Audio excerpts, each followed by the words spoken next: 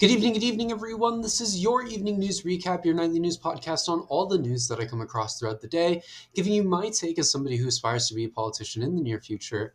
Hopefully, all you guys are doing wonderful. Hopefully, all you guys are well. Today is Tuesday, the 20th of January. It's been a very interesting day in the news world so far. If you're new here, though, please consider subscribing. All the support would be greatly appreciated as we're trying to reach 1,000 subscribers on YouTube by this summer. And if you're on Substack, please consider subscribing as well. It's $8 a month. All funds go to me to help me pay for the things that I need to pay for in my life, like my groceries, like my clothing, like all of that. Quick update for all of you. We got our computer back today. So that's the great news of today. We're back to regular news stuff, and I'm going to start streaming soon, maybe possibly again, likely just Minecraft on TikTok. So if you're interested in that, go check out my TikTok. Outside of that, hopefully all you guys are doing wonderful.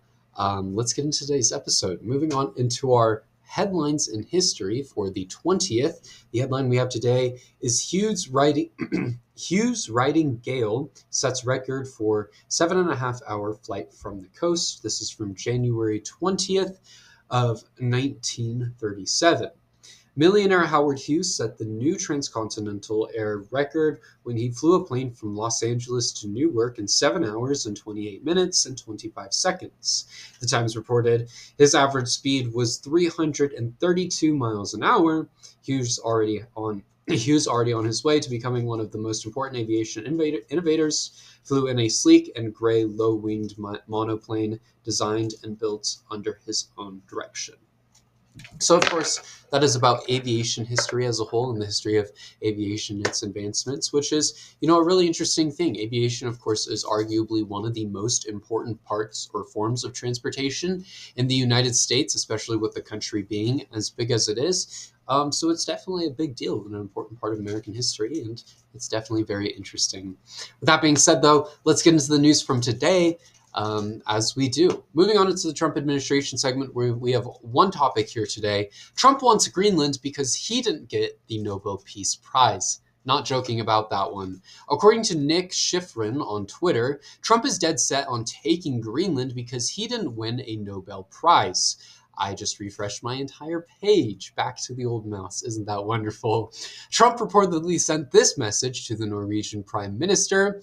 Dear Jonas, considering your country decided to not give me the Nobel Peace Prize for having stopped 8 wars plus, I no longer feel an obligation to purely think of peace, although it will always be predominant, but can now think about what is good and proper for the United States of America. Denmark cannot protect that land from Russia or China, and why do they have the right of ownership anyways? They are in no written documents. It's only that a boat landed there 100 years ago, but we had boats landing there also. I've done more for NATO than any other person since its founding, and now NATO should have something for the United States. The world is not secure unless we have complete and total control of Greenland. Thank you, President Donald J. Trump.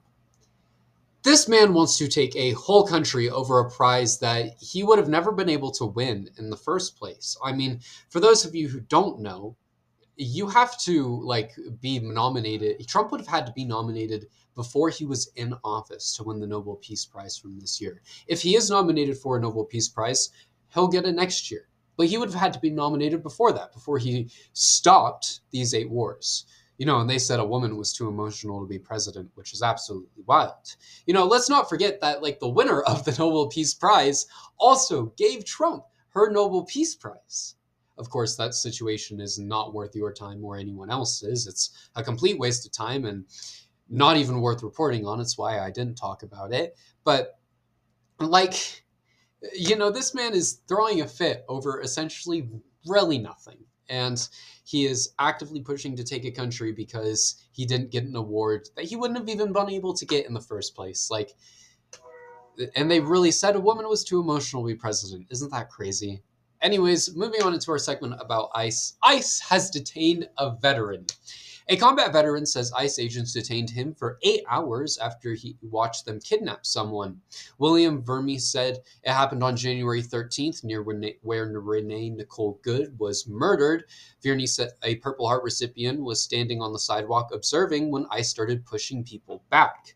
Verme said that he was shoved but when he didn't move fast enough, and moments later that led to him being handcuffed.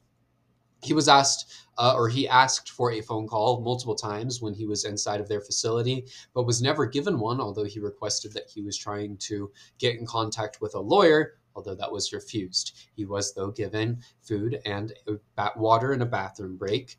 ICE, of course, did not let him talk to his lawyer, though. ICE has detained hundreds of citizens at this point, by the way.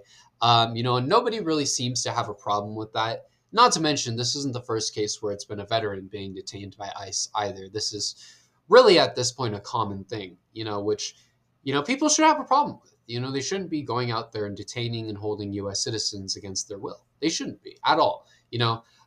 These terrorists need to go. They are horrific. All they do is cause fear and harm in communities. Not to mention, like, all the people in the United States, they're living here and they're contributing. They all pay taxes. They all play a role in helping the economy in the world in one way or another. It's not like anyone's really a problem living here. In fact, majority of the people who are living in this country aren't a problem. You know why a majority of those people aren't citizens? It's because the citizenship process in this country is so dog shit and takes forever. But, MAGA doesn't do their research into stuff like that. They just listen to Fox News. They listen to what Trump says, because what they say goes. It's just what happens. Anyways, moving on to our other news segment, where we have 3 topics here for tonight. A congresswoman and multiple other representatives are calling for the invoking of the 25th Amendment. Democratic Representative Yasmin Ansari, who I believe comes from Arizona, and other representatives have called to invoke the 25th Amendment to remove Trump from office following news that he texted the Prime Minister of Norway saying he planned to take Greenland because he didn't get the Nobel Peace Prize. Ansari said in a post online, "The President of the United States is extremely mentally ill and putting all of our lives at risk. The 25th Amendment exists for a reason. We need to invoke it immediately." I agree. Outside of the million other reasons why Trump needs to go, Trump is very clearly not mentally fit to be the president of the United States. In fact, that's been displayed really on, multiple occasions. He is an incompetent puppet running the most powerful country in the world.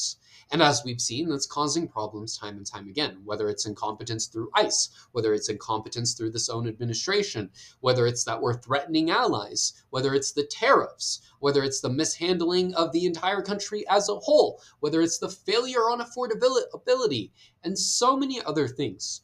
Trump has failed to be the president of the United States. In fact, he's really only been a problem as the president of the United States, and he needs to be removed as soon as possible. In other news, this is a really interesting one, as Usha Vance is reportedly pregnant. Usha Vance, the wife of Vice President J.D. Vance, has announced that she is pregnant with her 4th child. In a post on X, she announced that they are looking to have their boy later in July, and this makes her the first second lady ever to have a baby in office. Congratulations to them. Normally I wouldn't report on this, which is why there's not a lot of info on that. But, they didn't really give them much information in the first place. I just thought it was cool that she made history by being the second lady to ever have a baby in office. And I thought it was, interesting enough to talk about. That's about all there is to it. I found this interesting to read, though, because of the rumors of, J.D. Vance and Erica Kirk and all of that kind of stuff. But granted, if they're having the baby in July, I guess that would be pre all of that. So I don't know. That situation as a whole is really interesting. It is like a conspiracy and such, but maybe it happens, maybe it doesn't. You never really know. Like I said, good for them. Hopefully they have a healthy baby. Maybe. I don't know if that's something I want to wish. But I don't know if I want to wish ill on a baby, Anyways, moving on into our final topic for tonight. Greenland's prime minister is unfortunately warning his residents of invasion. The Prime Minister of Greenland has told his people to prepare for military invasion by the United States. Prime Minister Jens Fredrik Nielsen said, "It's not likely there will be military conflict, but it can't be ruled out." This comes as Trump is continuing to make a push to take over Greenland, of course, which is a massive issue. There is a risk here. This administration should, be seen as a problem, and it's not something we should be ruling out. I mean, they legally went to war with Venezuela, and they will 100% do it again with another country, which is not okay. Politicians shouldn't be allowed to do as they wish, especially Trump. He really needs to be held accountable because he's literally a felon, for one. But he's also broken the law multiple times under this administration, which is a massive issue, and it's not something that should be allowed. With that being said, though, thank you everyone for watching today's episode. I hope you all enjoyed. It's definitely been a very interesting day in the news world, that is for sure. If you're new here, though, please consider subscribing. All the support would be greatly appreciated as we're trying to reach 1,000 subscribers on YouTube by the summer. Feel free to drop a like, drop a comment on the video as well. Let me know your thoughts on the news from today. But if you're on Substack, please consider subscribing as well. It's $8 a month. All funds go to me. Helps me pay for the things that I need to pay for in my life, like my groceries, like my clothing, like all of that. Outside of that, though, thank you everyone for watching today's episode, and I will see you all in tomorrow's.